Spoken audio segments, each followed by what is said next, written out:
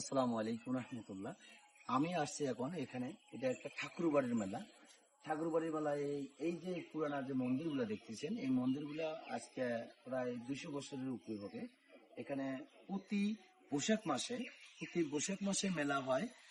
9টি মেলা হয়, 9টি মেলা হয় বুধবার আর হচ্ছে যে আপনার রবিবার, 2টি করে মেলা হয়। আর ঘটনা হচ্ছে কি, এখানকার মেলার উদ্দেশ্যটা হচ্ছে যে এই যে একটা পাকুর গাছ দেখতেছেন আপনারা, এই পাকুর গাছটা, এই পাকুর গাছ আর বট গাছ, এই দুইটা গাছ মিলিয়া এখানে বিয়ে দেওয়া হয়েছে। এই বিয়ে দেওয়ার পর থাকিয়া এই মেলাটা একটা উৎপাদন হয়েছে এখান থেকে। এই যে তখন থেকে এই মেলাটা, এখান থেকে মেলা হয় প্রতি বৈশাখ মাস করে। আর এখানে যে যে আবাস সুপার দেখতেছেন, এগুলো যখন মেলা হয় তখন থেকে ধান কাটা হয়।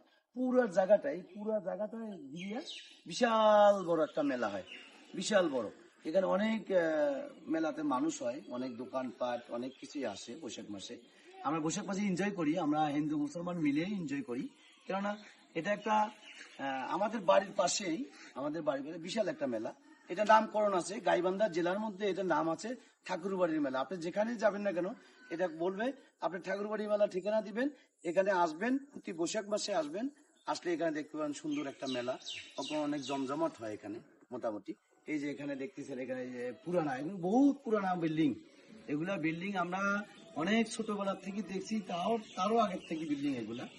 এইখানে এখানে মন্দিরে তাই বলা হয়, মন্দিরে এখানে সকালে আর বিকেলে, মানে এখানে সন্ধ্যায় ওরা ভোগ দেয়। যাই হোক, মোটামুটি ওনাদের নীতি ইয়াতেই অনেক ভালো। আমরা অ্যাক্টিভ আছি ইনশাল্লাহ। আপনারা যেখানে থাকেন না কেন, যদিও আসতে চান, প্রতি বৈশাখ মাসে আপনারা আসবেন। আসলে দেখবেন এখানে একটা জমজমাট মেলা। এই যে গাছ গছালি, আরো গাছ ছিল ওখানে, বিশাল গাছ। এখন গাছগুলা এই গাছ গাছ নিয়েই কিন্তু এই মেলাটা শুরু, সেই ব্রিটিশ আমল থেকে।